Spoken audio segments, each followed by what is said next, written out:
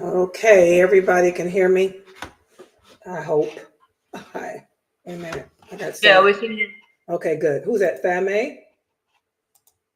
Yeah. Okay, good. I got you. Everybody is moderated there. I got about one, two, three.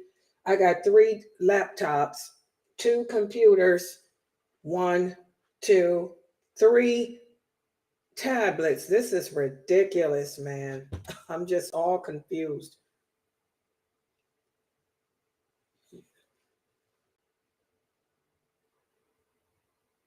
Wait a minute. Cut that off. That laptop is saying it's going to restart.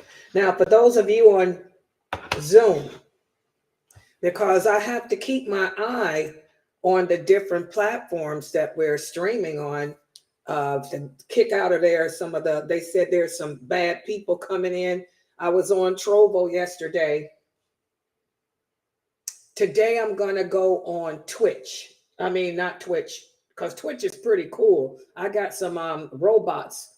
I made some robots and put in Twitch. I like Twitch because Twitch has robots that I got programmed to kick people out. But I need to go on Twitter. That's what I was doing. I was trying to see if I could make some robots for these other programs. The only programs that allow me to make robots is Trovo. And I did make a couple for those of you listening on Trovo, I made a couple of robots and I got them programmed to kick out if certain things are said. And I got robots on Twitch. Let me look on Twitter. Hold on. Let me see if I can.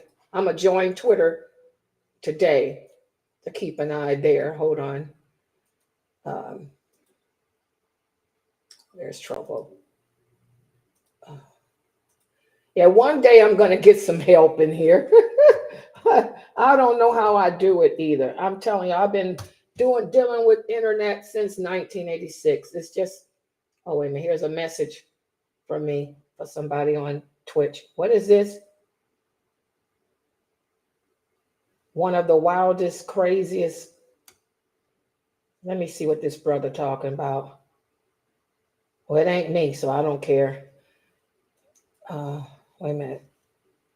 I'm not listening to that. Okay, I am on my stream. Oh, there I am. There I am. Okay. So for those of you who are using Twitter, oh wow, Twitter is really nice, man. Wow, look at Twitter. I like Twitter. Okay. For those of you who are using Twitter, I can see your typing there too. If you're going to type questions to me or anything, inshallah, I will be able to see there because it's going to come through my stream. My streaming program shows me your questions. So that's easy. But I want to watch to see what's going on here with the crazy stuff. Oh, wow. This is nice. I like Twitter. Wow. Look at this. I can click here and make it go. Let me turn off the sound too so I don't hear myself. Okay. Yeah. So I'll be showing that for you guys on the Zoom room. The focus will be on Twitter today. Okay. I think I'm all set up. Background. Let me fix my background. I don't want to see this globe.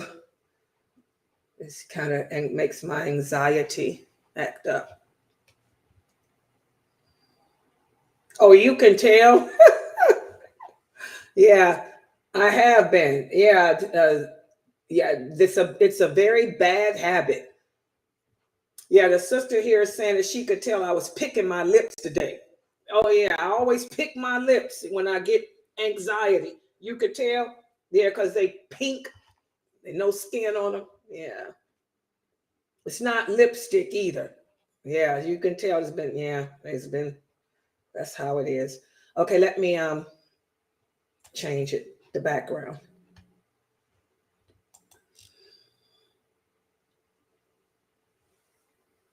Oh. Okay, ready? Everybody ready? Ina alhamdulillah, wa salat, wa salam ala wa rasulullah. Welcome to our first class for tonight. This is our Aqidah class, and this is the most important class that I teach, as I was explaining to you guys yesterday. Because what we have to understand as Muslims is, if our belief system is not correct, none of our good deeds will be accepted. You will be no different than a person that calls himself a Christian, or a person that calls himself on any other religious belief, a Buddhist. Okay? Allah tells us in the Quran, anyone who dies upon a belief system other than Islam, it will never be accepted of them, and all their deeds will be like dust, nothing. They'll go straight to hell. So as Muslims, and I talk about this a lot during Ramadan, as Muslims, we have to really check to make sure that our aqidah, or our belief system, is correct. We can't hold ideologies within our hearts that contradict what Allah says. An example, I find it so perturbing that there are Muslims today who really don't understand that there will be no Christians in paradise.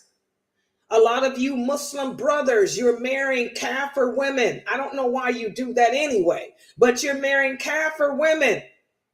And then you think they're going to heaven. You think that they're believers when they don't pray the way Allah legislated. They don't dress the way Allah legislated. They don't behave the way Allah legislated. They don't even worship him the way he legislated. These women are kafirs.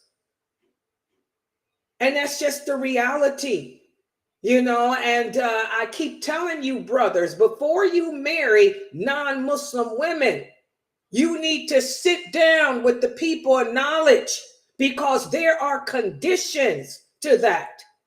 There are conditions to that. There are conditions to that. And a lot of you brothers who have married these women, your marriages are not valid. Your marriages are not valid because they did not meet the conditions.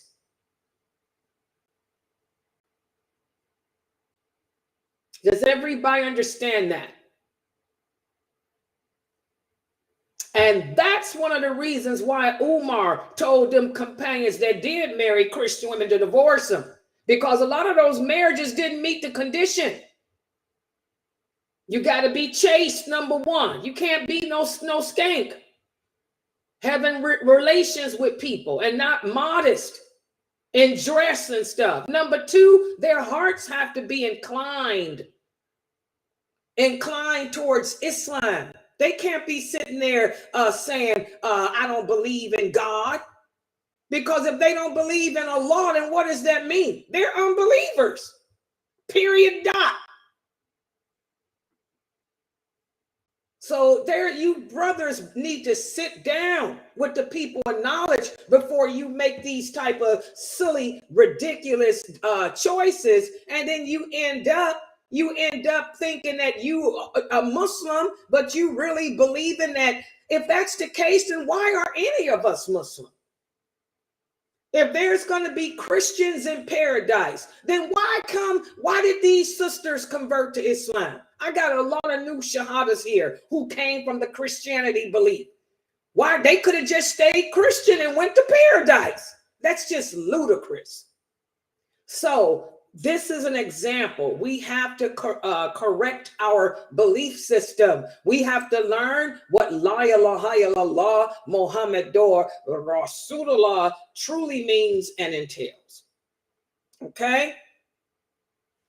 That's why this class is the most important class that I teach. And by the way, I hope everybody purchases the book.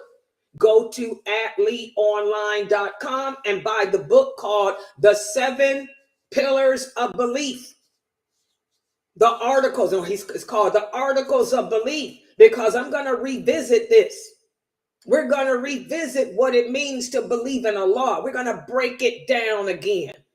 So there's no question, no doubt as to whether or not they'll be kafirs in paradise. Lord have mercy. What's the point in any of us even practicing this deen if we can just be a kafir and go to paradise? Lord have mercy. Y'all got to think. All right, so let's get started on the class for today. And by the way, I did post up the reading. You're supposed to have read from pages 339 to 342 in volume 1 of the book Diluting Wal Bara. And today's topic is very important. We've been speaking about how a lot of Muslims don't want to talk about allegiance and disassociation, because they think that to talk about it or to learn it or to teach it is a form of hatred, which shows how, again, we don't have the correct belief system. Well, today we're going to speak about how Allah and how the Prophet sallallahu alaihi wasallam command us to respond to those who oppose the true belief.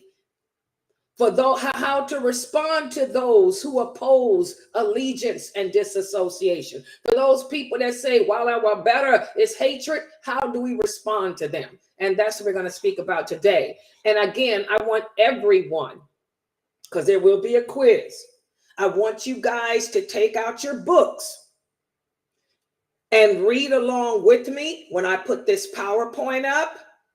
And also take screenshots. Use your cell phone, your iPad, or whatever you have to screenshot each PowerPoint. So at the end of the lecture, you can print it out and staple it together as a booklet. And you can attach it to page 339 of the book. So that way, when you review again, you will have my notes, my explanation, my hadiths and PowerPoint to break it down. Okay? So let me take everything down. So I'm going to go big screen, full screen on you. Let me do this. What's this? What is that? Oh, okay. Give me a second. I got so many. Oh, woo, that came up. All right. And this goes down, and bear with me because I'm using a different streaming program. And this program is, this platform is totally different. And full screen. That's full screen. Okay. All right. Now, people on Zoom, my students, look at all this, all of y'all in here. When I post this, go over this quiz, I expect some answers from more than just Mina. Mina's always the one answering the questions, her and Geechee. I want to hear from the rest of y'all that don't. Marianne, let's hear some answers today. Okay. By the way, Assalamu alaikum, Marianne. It's good to see you. Marianne got married, y'all. She's been married about a year now. All right, I miss her. Okay, so let me, I'm putting you guys on Twitter. So here we go. This is Twitter. Oh, is that me? That's Twitter. Y'all see, Twitter looks good. It looks just like, wait a minute, here it comes. There's Twitter. Wow, looks like YouTube. Okay, so y'all go to the other screen. This screen while I transfer myself to the PowerPoint. Yeah, I'm not using the snow today. The sister said, where's the snow? It's snowing outside so bad and it's so cold. I had to leave today. I went and got my facial, and my God, my face is freezing. My face is cold. So I don't want to see no snow because it's a lot. It's snow. Okay, here we go. Inshallah. Okay, there's the PowerPoint. I'm going to take it full screen. And hold on, here we go. Switch. I'm working PowerPoint. Layla, you're getting better. Mashallah. See, I done got better.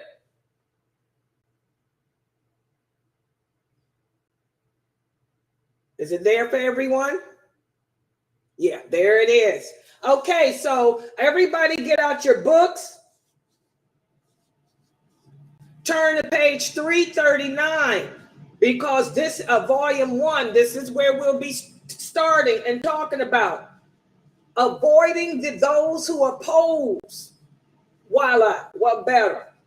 And there's a bunch of people in every community. You're going to find Muslims that oppose the concept of allegiance and disassociation. These are the ones that say, oh my God, you're an extremist, you're a fanatic, you know, because you're teaching about loving for the sake of Allah, hating what Allah hates, you're a fanatic. But we're going to speak about that. So page 339, and make sure y'all take a screenshot, because this, let me move this out the way so I can see too. This is the first page when y'all go to print it out. Okay, that'll be the first page. So screenshot it with your cell phone. Now here we go. Okay. Again, loyalty or allegiance to Allah and allegiance to the Prophet sallallahu alaihi wasallam. This is a fundamental principle in Islam. There is no Islam without it. And one way of showing our allegiance to Allah and our allegiance to the Prophet Muhammad sallallahu alaihi wasallam is by avoiding association with individuals or groups who actively or passively oppose Islam. This is important, guys. This is important. There's a lot of famous personalities today here in America. We got some brothers who are very, very famous, brothers who were in the early 2000s. You know, they were graduates of great universities in Saudi Arabia, universities in Egypt. These brothers were all about the Sunnah. Oh my God, their lectures were dynamic. They know the hadiths and all of that. But look what happened to them today. Now these brothers have changed their whole ideology, their whole way of thinking. And what caused it? They started hanging out with innovators. You can't mix with these people, guys. You can't mix with people whose belief system is not like yours, because what's going to happen is you're going to assimilate. You're going to become like them. The Prophet sallallahu alaihi wasallam told us in numerous hadiths to be careful who we surround ourselves with. And I've watched many of these brothers fall because they started hanging with Sufis and they started hanging with, you know, different other types of groups. And I remember a couple of these brothers used to teach on my website back in the early 90s and the late 90s and 2000s. And I remember I asked them, I said, why are you hanging out at that conference? They started going to these ISLAMIC conference and all this stuff where all these innovative men were who were famous. Oh, Sister Layla, somebody's got to go. Somebody's got to go to teach the truth. And I remember I said, but you shouldn't sit in the company of these people. Okay, but these brothers went, and now look at these brothers today. They're still with those known Sufis, and these brothers, their ideology has totally changed. So this is why Allah makes the rules. Allah says in the Quran, do not sit in the company of those who do evil. When they speak that which contradicts Islam, we're supposed to leave, not be a part of it. But these brothers went to those conferences. They participated in those conferences. They never correct those famous other speakers. But now look at these brothers. They're with them and all messed up in their ideology. Okay, so, we don't do that. And not only do we not sit in the company of innovators and stuff, but anyone else who does wrong, especially not the enemies of Allah and his messenger, sallallahu alayhi wa sallam. Also during those early 2000s, that's when this interfaith, after 2011, 9/11, that interfaith rolls up here in America. You start hanging around with a bunch of ministers and priests who are enemies of Allah, arguing, debating. And look at us now. Look what's happened. Here it is, 2024. We have a lot of Muslim youth, especially in the South of America. I keep telling you, America is divided. The East Coast, that's where you find your extremists. The West Coast, that's where you find your Muslims that are divided. The South is where you find your sectarian Muslims. And that's where you find the Muslims who are walking around quoting the Bible. Astaghfirullah. Because of this after 9/11, that's what happened in the South here. I'm talking Texas. I'm talking Atlanta. I'm talking Mississippi. I'm talking Alabama. The Muslims started turning to the Bible, learning the Bible because of interfaith, when the Bible doesn't even exist. And now we got Muslim children, and that's going to be a topic of our Q&A one day.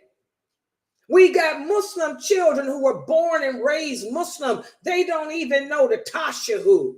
They don't even know how to correctly pray, but they can quote the Bible to you because they say that they were brought up to give dawah to the kafirs and by learning the Bible and comparing it to the Quran. Nonsense. This is what happens when we step outside our lane. This is what happens when we associate with people whose belief system opposes ours. Associating with individuals or groups like that will lead you astray from the path of Islam. That's why we're supposed to stay away from that.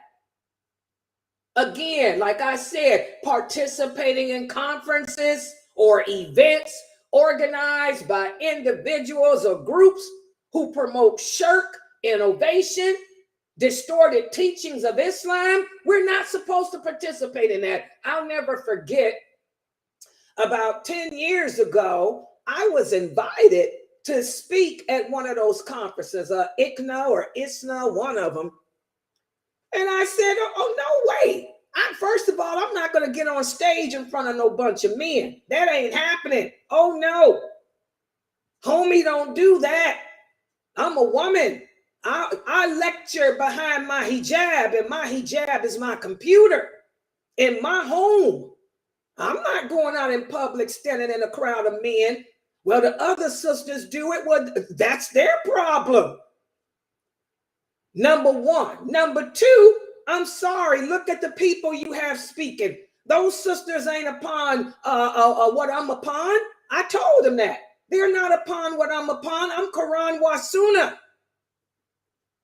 These women follow Sufism. I'm not going into being a part of that. I don't sit in that company. No. I did it one time, a long time ago. I'll never forget it. In Texas, I was invited to a conference. And I went. These sisters were not innovators. These sisters called themselves women of the Sunnah. But I'll never forget when they did their lectures Instead of them lecturing based on Quran and Sunnah, they were reading from a book written by some famous scholar. I'll never forget, the topic was prayer, Muslim women in prayer. And they had this one sister do the fiqh of menses.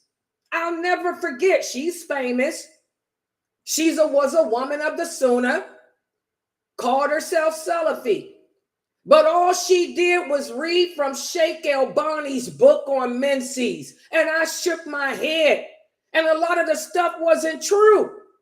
So I pulled her to the side after the conference. I said, why did you read from Sheikh Albani's book? I say a woman's menses is not determined by the amount of days that she bleeds. I said a woman's menses is determined by the color of the blood. That's in Bukhari. That's a famous hadith. She said, well, I'm going to stick with Albani's book because that way if anybody want to argue with me, they can't because I got Albani. And that was the last time I've ever went to a conference. I said, that's it. I'm not going to be a guest speaker at any more conferences because I look crazy.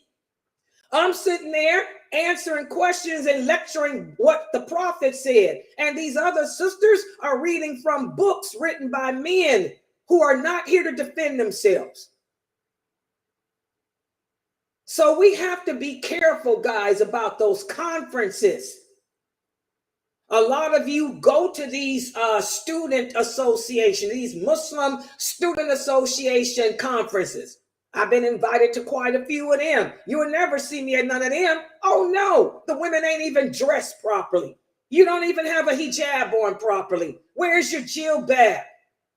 And again, you're standing up in the presence of men, speaking and moving and gyrating. Oh no, we don't do that.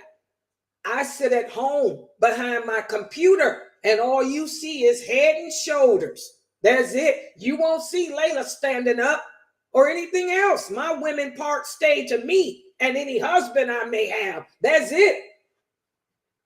So again, guys, we have to be careful. When we declare that our allegiance is to Allah and to his prophet, sallallahu alaihi wasallam, and to this religion, we have to show that through our actions. We don't take part in anything that contradicts what Allah says. We don't participate in anything that contradicts what the Prophet sallallahu alaihi wasallam said. Every Muslim claims to be upon the Sunnah, but the reality is only a few are.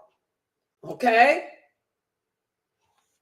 Listen to what Allah says in the interpretation of the meaning. Whoever opposes the Prophet sallallahu alaihi wasallam after guidance has been made clear to him and follows a way other than the way of the believers, we will give him what he has taken and drive him into hell, and evil it is as a destination. For the brother that was here the other day who announced to us that his wife is a Christian, but she's a believer, I want you to ponder that.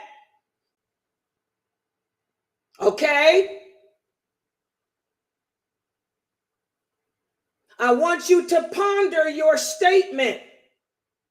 Whoever opposes what the Prophet Muhammad sallallahu alaihi wasallam has said after guidance has become clear to you, and you follow other than the way of the believers, look what your punishment will be. And I've given you the dalil. I've given you the clear proof. We need to check ourselves, guys. We all claim to believe in Allah. We all claim to be Muslim, but how many of us are? Very few of us are. We just say it with the tongue. I was talking earlier. One of the sisters here asked me, how is it, Sister Layla, that we can show somebody a hadith and they still don't believe it because they don't believe in Allah? That's why there'll be more people in hell than paradise. As Muslims, we have to be cautious about the influence of the people we hang around with. We have to be cautious of the groups that we associate with. The Prophet sallallahu alaihi wasallam told us, surround yourself with strong Muslims, not weak ones. You want to make sure that the people you surround yourself with will not lead you from the path of Islam. Okay? This is why we don't hang out with them. I mean, my brothers in Islam are my brothers in Islam. If you choose to follow a Sufism, that's your business, you know. But I mean, you are my brother and sister in faith. I'll salam you. I'll help you if you need help or whatnot. But you ain't hanging out with me. Oh no, I ain't coming to your events. Oh no. You won't see lailanasheeba sitting up in there. Oh no, with the sisters who are Sufis. Oh no. And our Prophet Muhammad sallallahu alaihi wasallam provides an excellent example how we can be Muslim and still maintain good relations with non-Muslims and with each other. Okay? As long as we understand, but you see, it all boils down to knowing your religion. Most Muslims today don't know the lawful from the unlawful. Most Muslims today don't know the obligations of the prayer, the sunnahs of the prayer. So this is the problem. Those companions knew their religion. So they knew how to hold and fold. They knew how to get along with non-Muslims without compromising their Islamic identity. And they knew how to get along with each other without compromising their faith. We have to remember, guys, to associate with anyone who opposes Islam. This is a form of disloyalty that goes against Wal Bara. Okay, we are encouraged to maintain good relations with people, but again, use caution when it comes to hanging out with them. You know, there's a lot of sisters out there, you know, that I talk to who I know are of the Sufis, or there's a couple of sisters who are Shiites. I got a lot of friends in Dearborn, Michigan. You ain't gonna see me hanging out with them. No, they come on my website. They learn from me on this website, but you're not going to see me hanging out with them. There's different forms of Shiites too, okay? I'm talking about the ones that don't curse the companions. We have some here on our website. These are, that begins with the B. I never get their name right. But they don't curse the companions or nothing. But still, you know, we have to be very cautious, guys. Be very, very cautious. And I'm not trying to offend you, sisters. Y'all know that. Okay? So, by remaining steadfast in adhering to the principles of Islam, this is how we uphold our loyalty to Allah and to His Prophet, sallallahu alaihi wasallam. And it's also how we fulfill our obligations as believers. Okay? Now, what about those who don't do this? Now, let's talk about this. Many Muslims are afraid to speak up or show support for those who have been accused of being extreme because they don't hang out with the innovators. That's happened to me. Y'all know that. Oh, Layla's a fanatic. She's an extremist. You know, she all into that Salafism or whatever, you know, she call herself into. She won't hang out with us, you know. And then other people are sitting there afraid to speak up and show support. This fear comes from the negative consequences that are associated with being labeled an extremist. And it can also include discrimination and harassment. And that has happened. I remember when I went through the great fitna at my website from those MySpace sisters, you know, who went to the mosques in Texas. slandering me and my character because I told them won't be no Christians in paradise. And because I used the K word, the kafir word. They said, oh, she uses the kafir word. And she says that Allah, that hate is a part of faith. You know, there were a couple of sisters that did try to speak up in my defense. What ended up happening to them? They got kicked out their massages. They got kicked out. Okay. And after those two sisters got kicked out, that's when the rest of them said, well, we ain't going to defend her either. So all the slander just went on and on about Layla being a fanatic, an extremist. Don't stay away from her website. She's teaching hate. She's teaching this. She's a this, that, the other. So a lot of Muslims are afraid to speak out and defend those people who are accused of being extremists because we're teaching the truth. But this is wrong, guys. This is wrong. Failing to support those who do adhere to the principles of allegiance and disassociation. This is a form of negligence.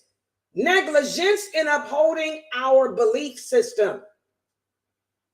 So we should never allow our fear of what other people will say or do to us to stop us from speaking out for what is right and speaking against what is wrong. And I remember when that stuff happened here at my website, those two sisters were the only ones. The rest of those messages in Texas, I was just shocked. I'm like, you know, these women are running to these brothers, these imams, and the imams were believing the women. The imams were believing the women. That's when they didn't know what I looked like. And the imams were believing the women because of racism, because the imams didn't know what I looked like. They didn't know me. They thought I was an African-American woman who was a convert from Elijah Muhammad. And so they believed what these crazy Caucasian women were saying. And now, 20 years later, when I turn on my camera and they finally get to see who lailanasheeba is, wow. Now they want to come and teach on my website again. Nope, ain't happening. Keep on imagining me as being some African-American Elijah Muhammad convert, you know, with your racist behind.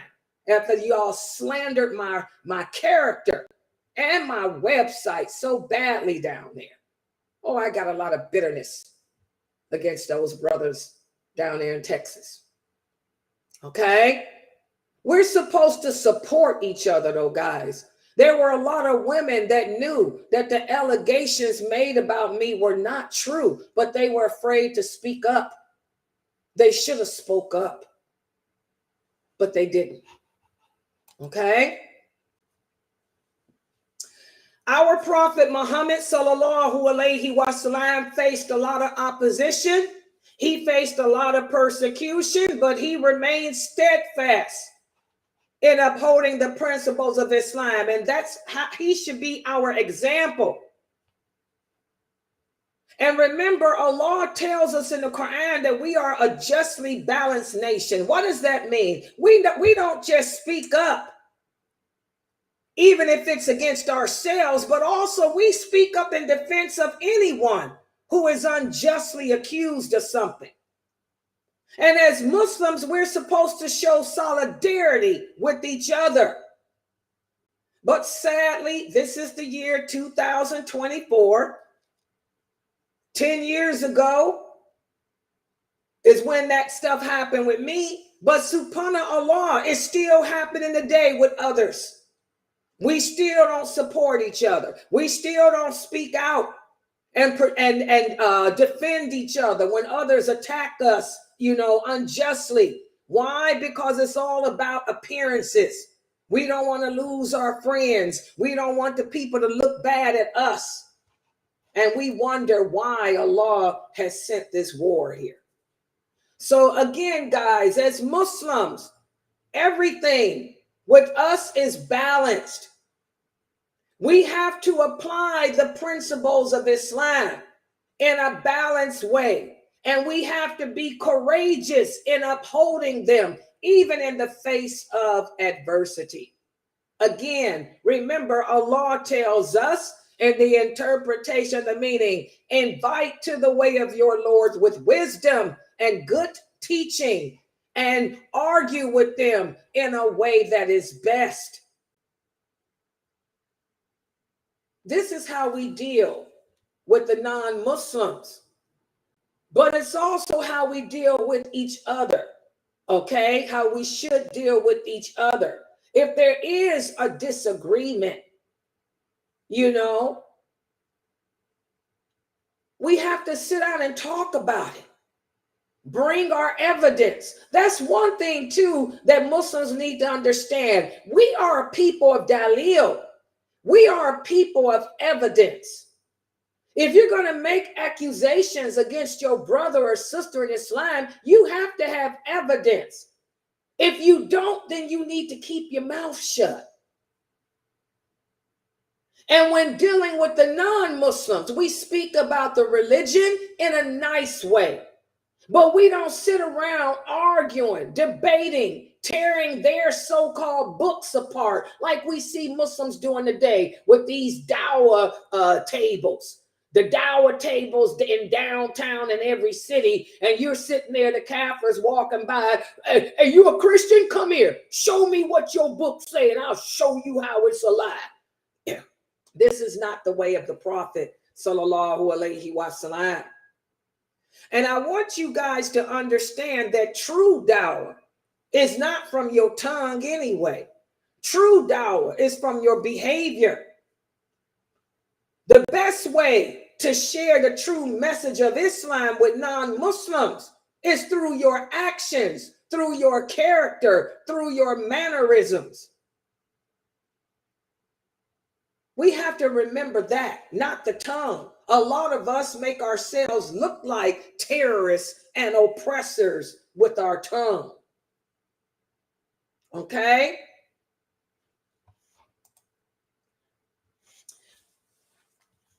And again, guys, a lot of Muslims will come to me, especially the kids, and they'll say, Sister Layla, you know, conveying the truth is an obligation upon us all, but I don't know what to say. I don't know how to answer the questions. It's your attitude, your behavior, your actions. That's how you really share the message of Islam, guys. Neglecting to share the true message of Islam, you know, leads to misunderstandings. It leads to misconceptions about the religion. It leads to division and conflict. If you don't know the answer to a question, just tell the person, I don't know, and refer them to a masjid, or refer them, if it's another Muslim, refer them to a person of knowledge. You don't have to sit there and try to make up an answer, and you end up misguiding someone or misleading someone. Okay? Remember, behavior, that's the best dawah. Okay? So again, as Muslims, we don't compromise our principles for anyone or anything. Allegiance and disassociation, this is a part of our way of life. If there's some Muslim groups that are not practicing the religion as they should, who have innovated procedures and practices within this religion that were not sanctioned by Allah, then you have to avoid that, guys. You avoid that. You don't go to their conferences, because I'm going to tell you, look what happened to these famous men who did go to their conferences. Look at these famous men today. They're telling you that you can talk to the dead people. I can't get over that. How can you go from knowing about the Sunnah to saying that the dead can hear you when Allah clearly says that the dead cannot? That we can call upon the dead people as long as we know that we're talking to them and not Allah? Astaghfirullah. All right. So let's see how well you guys can do on this quiz I came up with today. Okay. First question. There's a conference being held in your city. Everyone is going. The lineup consists of very good, famous speakers. But one of them is known to advocate that we can call upon the dead for help. Because of this, and by the way, this is a true question that one of the sisters asked me. Because of this, your husband refuses to allow you to go. Is your husband correct in this? And this is based on a true story. The names have been changed, but the scenario is true. A conference is being held. A lot of good speakers are coming, but there's one speaker who is known, well known for saying that we can call upon the dead for help. So your husband tells you that you can't go. He don't want you going. And you tell him, but the other speakers are good. He says you can't go. Is he correct in stopping you? Yes or no? Who's going to answer that? Yes. Can you explain why? Because one apple can spoil a whole barrel. But because it's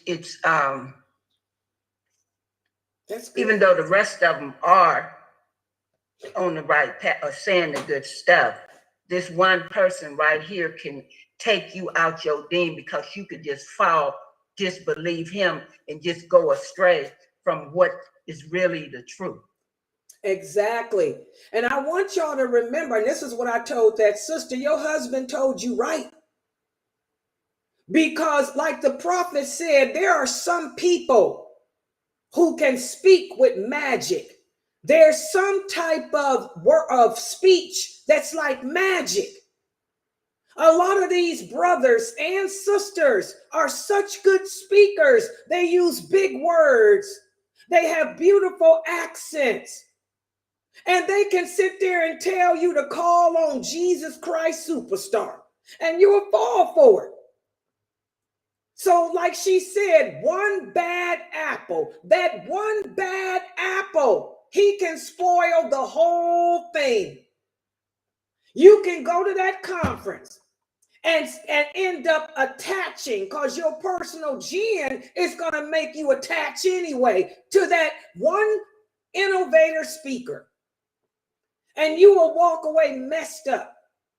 You know, Allah tells us in the Quran, stay away from whatever can lead to sin. So why would you want to go to that conference? I don't care who's there. That one bad speaker, that's it. Don't put yourself in a situation that can invite you to sin. Subhanallah. Good answer, Amina. Anybody else? Do y'all agree with her answer? Anybody Yes. got a problem with that? Be careful of those conferences, guys. I mean, I get this all the time. People come to me, Sister Layla, why don't you come to this conference? No, I can't go to that conference. I went to that one conference with a bunch of so-called Salafi women, and look what they did. And I had to go behind them and correct them. And when I corrected them, everybody turned on me, because I can't sit there and not say the truth. When she got through reading from her Sheikh El-Bani book on menses, I had to stand up and tell her that's wrong. And everybody said, Layla's crazy, even though I gave them the hadith from Bukhari. I gave them the hadith from the Prophet saying that the menses is not determined by the amount of days. They didn't accept it. They didn't accept the hadith, even though it was a Bukhari hadith. They told me that I was crazy. I ain't never doing that again. And those sisters claim to be Salafi. No, I don't do lectures like that. If I do any conferences, it'll be my own conference from Sunnahfollowers. Subhanallah. Okay, what about this, guys? And I put this one here. Look at this question here. This is true life. A sister brought this to me last week. What about this? A sister wants to wear a niqab. That means cover her face. But she is afraid that if she covers her face, she'll be labeled an extremist. What would you say to her? And she said she's afraid that the Muslims in her community will label her as a fanatical extremist because she just wants to cover her face. She knows it, that covering the face is not an obligation. It's just that she's comfortable with that. She's from Saudi Arabia. She's used to covering her face. What would you say to her? Anybody?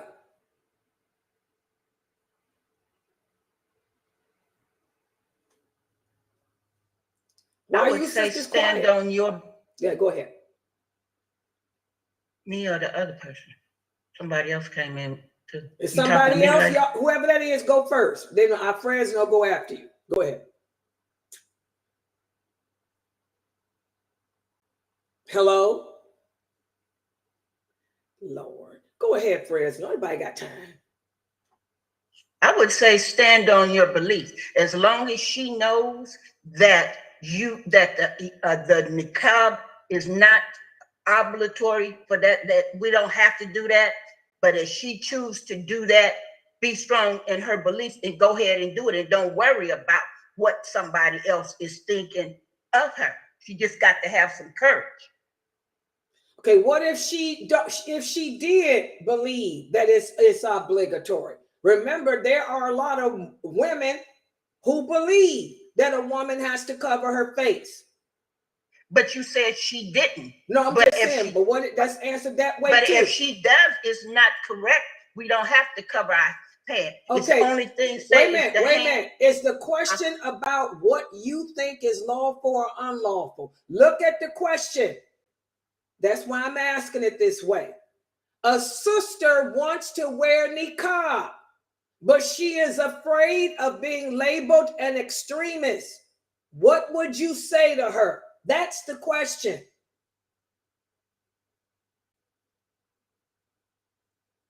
Whether she believes it's lawful or not. What would you say to a sister who wants to wear niqab, but she's afraid? A niqab is not necessary. I mean, we don't have to wear so you would call her an extremist. You're one of the people that would label her an extremist. No, I would not call her an extremist. Who cares about you? So if she wanted to wear niqab, you just gonna say the heck with her because you think it ain't obligatory. Is that how we handle it? I would say I know that it's not obligatory, and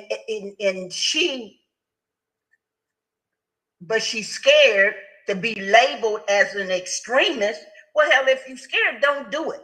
But if you do it, sister, it's not, you don't have to wear it. Is it your responsibility to tell her what you think she has to do? Allah said in the Quran that we don't have to cover our face. You done turned it into a debate on the face. Well, you said the niqab ain't that. Well, but this ain't but y'all see what happened? That's why I put that question there. And this is why the sister is afraid to wear niqab. I'm glad you did this, Fred. No, wait, how do I put the thing down? We own it. I like that. Wait a minute. Hold on, guys. I'm coming. I got to put it down. I got y'all. Y'all got to see my face. Can I add to that? Wait a minute. Hold on. Let me put the screen down for a minute. How do I work it, y'all? Y'all know I done forgot. I done forgot how to do it. Hold on. Here I come. Now, this is why the sister is afraid to wear niqab. Because she's afraid that some knucklehead like Amina Fresno is going to jump up in her face telling her what she thinks she don't have to do. That ain't the question. The question is not, do I believe it's obligatory? The question is, the sister wants to wear niqab, but she's afraid that the people like Fresno, it will think she's an extreme and jump up in her face telling her what they think Allah says. what would you say to her? That's the question. I would tell her that the people are going to judge on her actions, her character, and her behavior on what to determine that she's a terrorist. So if she wants to wear the niqab, then wear the niqab. So would you mention anything to her about whether you think it's an obligation or not? No, I would Would you advise think her. it's even important to even go into that with her? I wouldn't go into it with her just because she answer already. the question. Do you think it's even worth mentioning? No, I would Yeah. tell her That's that the reality, she should go guys. off of her actions and her character to determine of her behavior if she's a terrorist or not. Exactly. All that other stuff about whether you think it's an obligation ain't nobody's business and ain't got nothing to do with anything. The question is, what would you say to a sister who wants to cover her face, but she's afraid that the people will view her as an extremist? And mashallah, Mina said, I would just tell her, don't worry about what they say. Do what you want to do and know that your actions are what make you. You know, forget the people. Good answer. Anybody else? I would say do what's right, what feels right to you, and fear Allah more than you would feel the people around you. Exactly. As Jamila said, continue to practice your beliefs the way you feel comfortable and stand firm in them. And don't worry about what others say. And that's the same thing I told this sister. Whether or not it's an obligation, who cares? In her mind, it is. And if she thinks it's an obligation, more power to her. That's between her and her Lord. There's nothing wrong with covering her face if that's what she wants to do. Just like there's nothing wrong with me not covering mine if that's what I want to do. It's not worth arguing about. Just tell her, I support you. Let her know that you support her. And that's it. Everybody understand that? You understand? I mean, Fresno. You understand what I'm saying? We ain't got to go into whether it's lawful or not.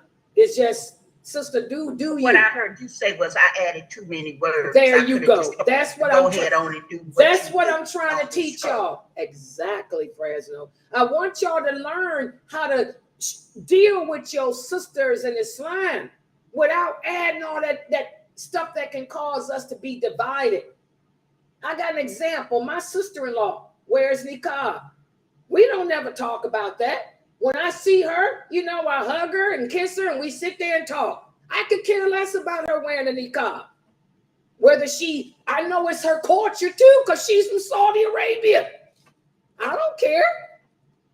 If she wants to wear niqab, I support her. If she don't want to wear niqab, I support her. Whether or not she believes it's an obligation, I don't even know. I'm going to be honest. I don't even know if she believes it's an obligation or not. And I don't care because it's not important. She can do what pleases you. Long as it ain't contradicting anything Allah says. Nowhere does Allah say that a woman cannot wear niqab. And nowhere does Allah say that a woman has to either. So what the things that Allah does not mention are good and clean. Y'all get it? And that's what I'm trying to teach y'all. Keep all that judgment and all that opinion and all that bicker out. Just say, sister, I got you. I got you, sister. Everybody understand? Yeah. All right, let's look at the next question. Good job. I like how y'all did that. Fresno. Thank you. Okay, let's go back to the question. Let's see. Yeah, it's good and clean. Allah didn't say that you have to, and Allah didn't say that you can't. So that's up to her. Some people wear niqab. Alhamdulillah. Some people don't. Alhamdulillah. I got your back. Okay, what about this question, guys? Last one. So, how would you show support to the sister who wants to wear niqab? The sister wants to wear niqab. How are you going to show support? How would you support her? Muslims? Fresno? How would By you? defending her if someone talks about her, for one. That's showing support and solidarity. And then also, well, I'll let somebody else do it. Good job. Y'all heard her answer. Great answer, Mina. How would she support her? She would defend her. If anybody does make comments about her and her niqab, I'm going to jump to her defense. How else would you show support to her? To add, I would also include her in activities at the masjid or with sister groups. I wouldn't leave her out just because that's what she chooses. She's still Muslim. Exactly. I would include her to all events to let her know that we all the same. How else? Pamela said she would also encourage her. She'd give her encouragement to wear it. Good job. How else? Any other answer? With Pamela being encouraging her, buy her one and tell her, hey, this is something I want to give you. Give her a gift. MashaAllah. Buy her niqabs and give her gifts. SubhanAllah. MashaAllah. Any other answers?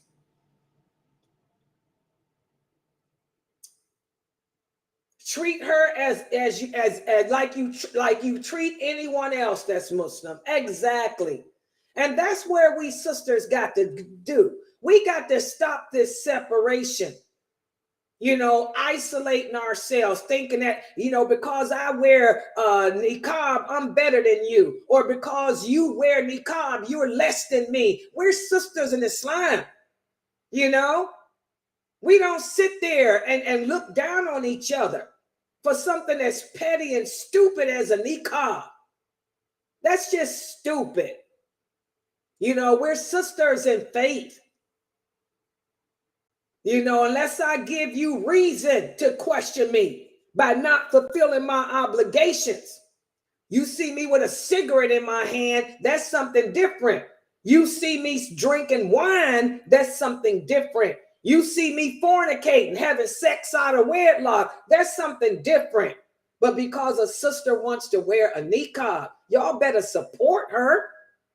Y'all have to support each other. This is a sister here that's in our website. She just likes niqab. She's from Saudi Arabia, she said. She's always worn niqab. But ever since she's married and come to America, she's afraid. And like I told her, what are you afraid of? Put your niqab on. My sister-in-law wears hers. She's from Saudi Arabia too. What you mean? There's a lot of Muslims where I live in Cleveland. We got a lot of niqabi women here. SubhanAllah, a lot of Arabic women here from Saudi. They still wear their cultural dress. Okay? So if you want to wear your niqab, you don't care what nobody think. If they're that ignorant to think you a terrorist, look at me. I don't wear niqab at all. They think I'm a terrorist too. So what? We can just be two terrorists together. People are ignorant. Do you? As long as you're not transgressing the limits of Allah, do you? Everybody understand that? Okay, mashallah. The sister here said thank you. She said thank you for y'all's, everybody here, thank y'all for y'all's support. Now, I don't know how that's going to help you in Louisville. She's in Louisville, Kentucky.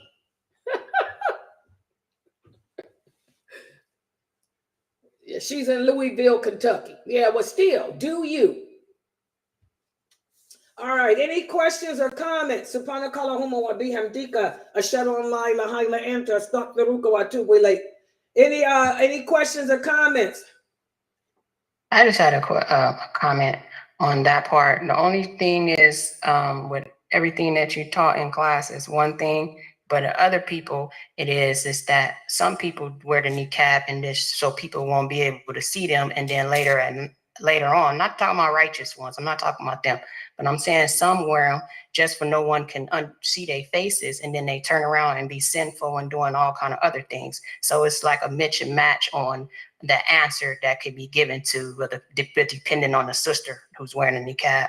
But that's her business. I wear a lot of sisters wear hijab and smoke cigarettes. So that's their business. Ain't no human being on this earth perfect. Everybody commits sin. But what does wearing a niqab got to? That ain't no different than not wearing one. There's a lot of sisters that dress in abayas and khimars and they smoke cigarettes. They got boyfriends. How many of you sisters here, don't raise your hand, how many of you sisters here is talking to dudes on the hotline? Hello? And they all dressed up in hijab, jilbab. So who cares? Dress ain't got nothing to do with it. Okay, that's so what? People commit sins. But if she wants to wear a niqab, I don't care what that's her business.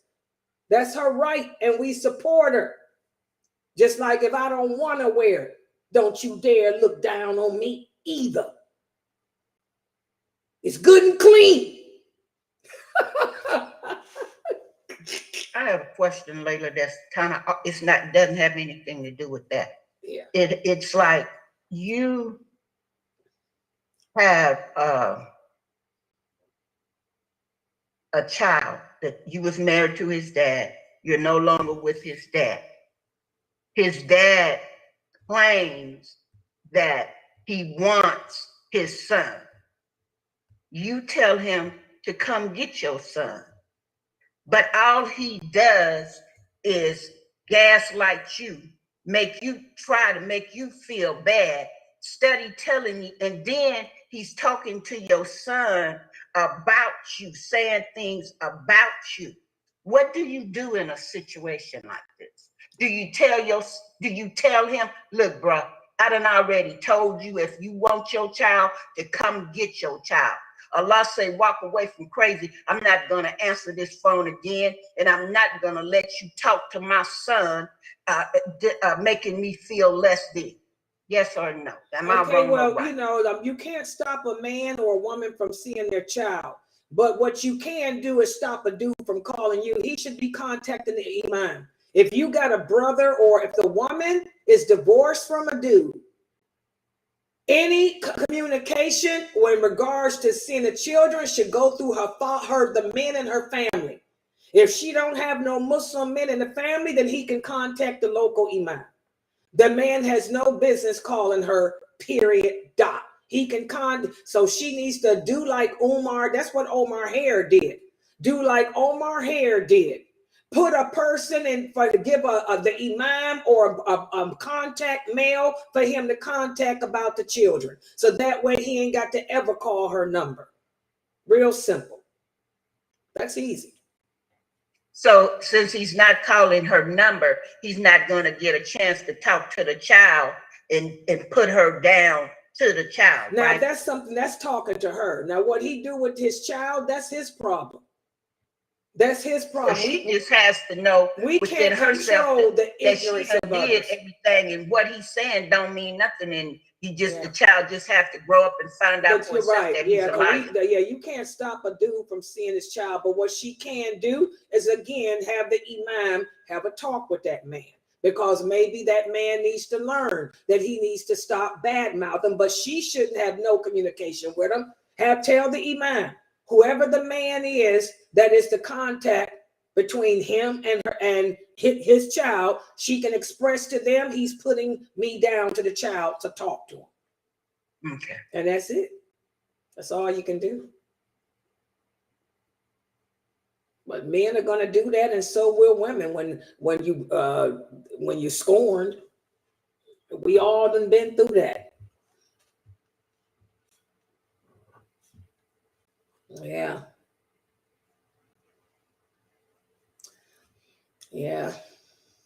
And that's the thing I want you sisters to know. Just because a woman wears a niqab don't make her better than nobody.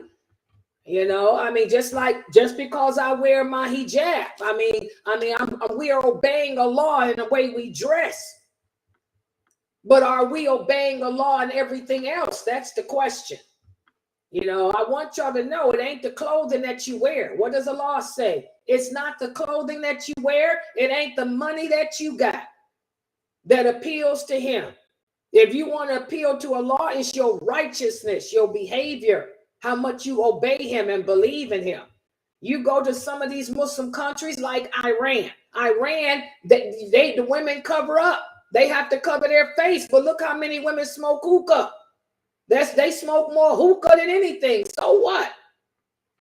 You know, that's a misconception that Western women have. Western women have a misconception that if a woman wears a niqab, she's better than you. And I don't know where y'all get that from. Maybe that's what the men wanted y'all to believe as they broke you down and told you you got to be ugly. I don't know. Okay, but that's a Western woman's concept. Y'all think that. Nobody else do.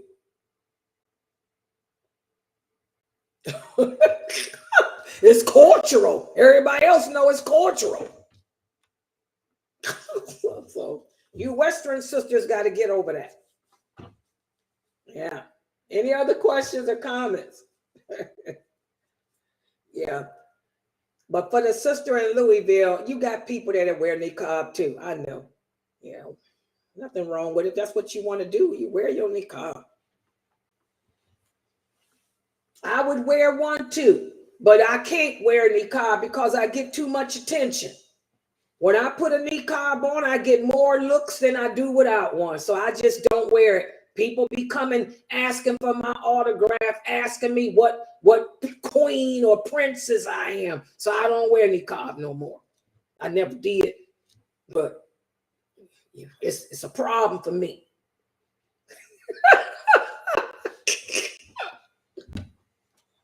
Yeah. Okay, the 9 o'clock class. Yes, the 9 o'clock class is the Hadith class. And by the way, tomorrow is a Friday. Dr. Jamali, I'll be streaming his khutbah and Sheikh Atlee's khutbah too tomorrow at 1 o'clock. But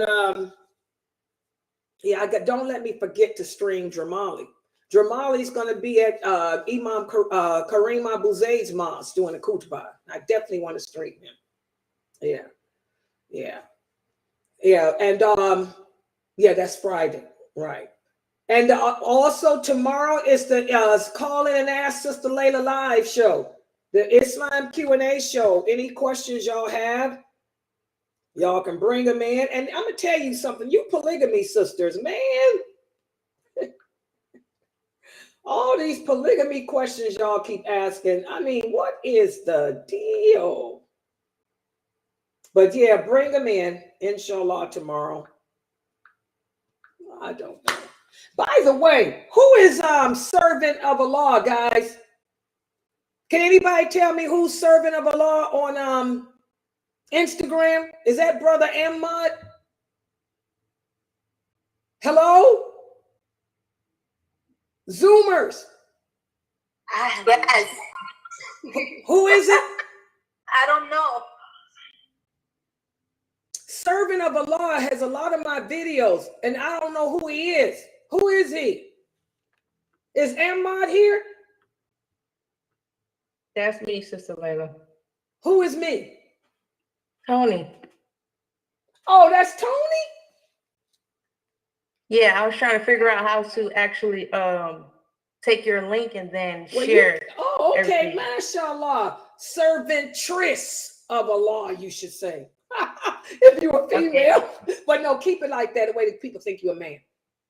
Yeah. Okay. Okay, mashallah. Because you're doing a good job, girl. I'm just learning by the day. And I'm trying to learn too.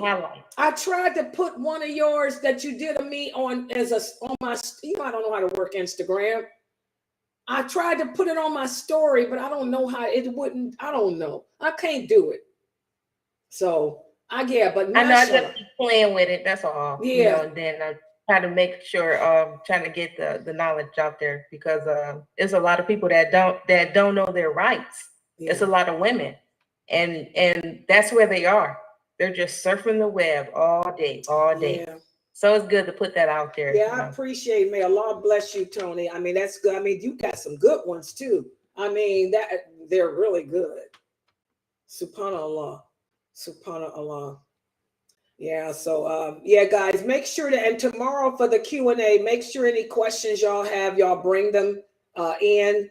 And like I said, Sheikh Morsi will be around to help me answer, inshallah. Dr. Jamali's going to be at Kareem Abu Zaid's community, but I'll have Sheikh Morsi, inshallah, around.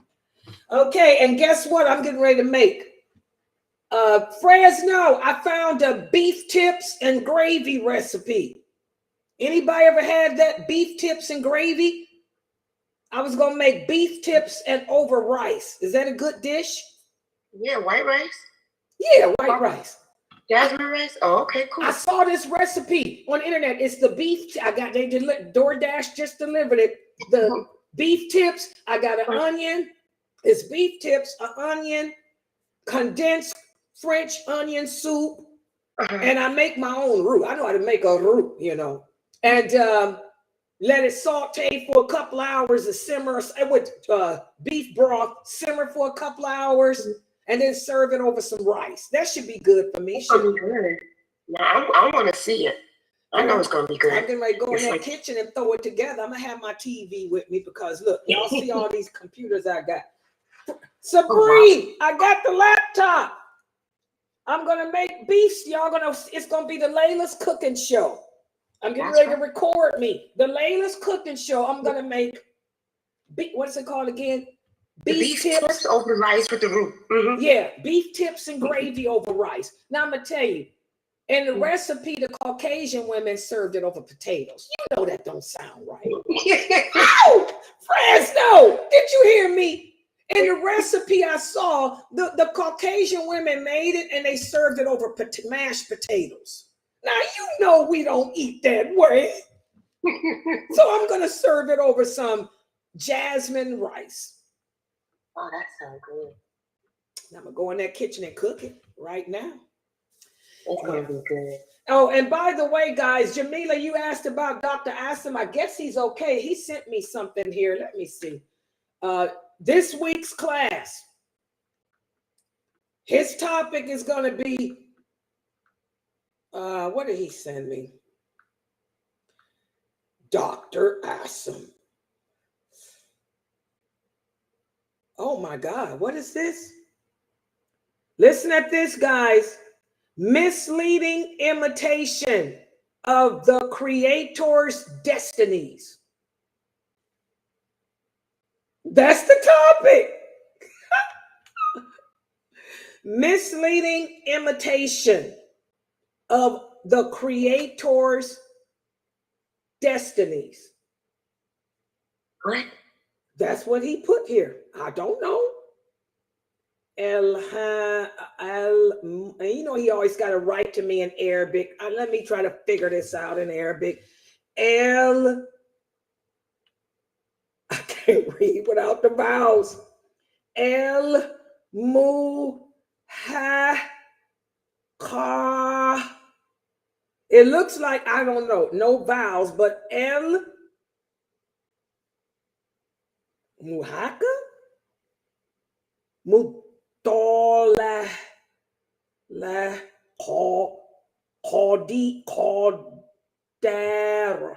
Calder. I can't read it. He doesn't use vowels. But anyway, misleading imitation of the Creator's destinies. That's the topic for Saturday. So y'all got to get a paragraph together. I don't know what it's about. I got to figure it out. All right. Yeah. I don't get it. Oh, that book. Okay, hold on. She wants to see the book too. The book for that class. Let me put the picture up. Yeah, there's an ebook there too. You live in the where you live at, in the United Kingdom? Okay, you can get the ebook, sister. Let me show it. Where is the picture at, y'all? Of the ebook. Okay, this is a picture of the book. And he has an ebook. for you. Yeah, let me put this down. That's it. It's called the Articles of Belief. That's how it looks right there, that picture on the side. And since you live in the United Kingdom, he doesn't ship outside of America. So you can buy the ebook.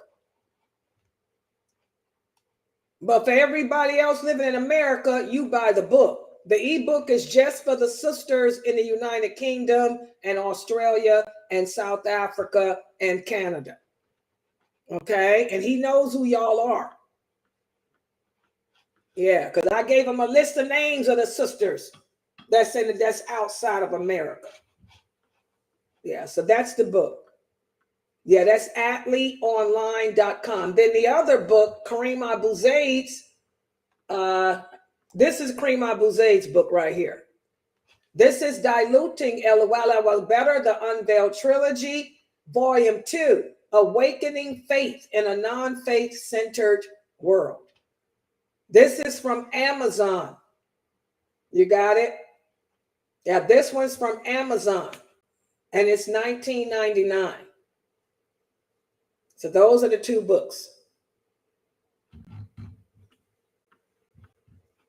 Yeah, my brother. I don't know why y'all keep saying that he's my brother, but okay, yeah, that's my brother's book. Hello, that's my brother's book. Fresno, I don't look like his sister, do I? No. Well, he got a nose like my oldest brother, though. Don't look like nothing like that man, no. They keep saying that I must be his sister. Are you kidding me? No. But anyway, yeah, those are the two books. You got them? All right, let me put this down. The watch, oh God. Now they want to get off into this. Yeah, go to the SunnahfollowersShop, guys. Y'all know I can't work all this stuff. Hold on. Y'all got me doing all this. Where is this? Let me move this out the way. Uh-oh. Okay, look. This is the SunnahfollowersShop for the watch. They come in different styles, different colors.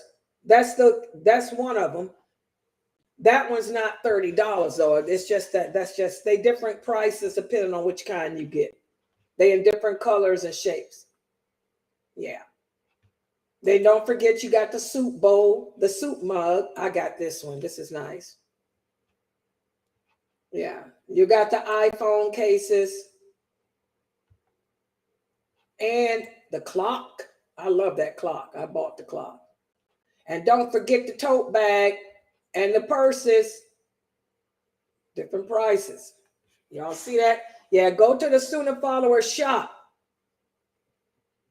There's all kind of stuff. I keep forgetting to advertise that. Yeah, you got purses, cross shoulder bags. They're different prices. This is not the price. And they always got a sale. I think it's 25% off. This, there's the mug, different sizes. For those of you who like to play bid whisk, we even got the cards, the bid whisk. Fresno bought the cards. Yep, plays you some bid whisk. Sunnahfollowers bid whisk. Hello. Layla getting ready to do a Boston. Hello. Throw down Boston. You know, I ain't played no whisk in so long. Yeah. Yeah, but scan that code. That'll take you to the shop for all that stuff, inshallah. All right, guys, I'm going to log out so I can go in here and cook my, what's it called again? Beef tips and gravy over rice, not mashed potatoes. Mashed potatoes. I said, oh, these people crazy. We need some rice. Yeah, some rice. Okay. Yeah, 9 o'clock is the class, brother. This little brother here. Okay.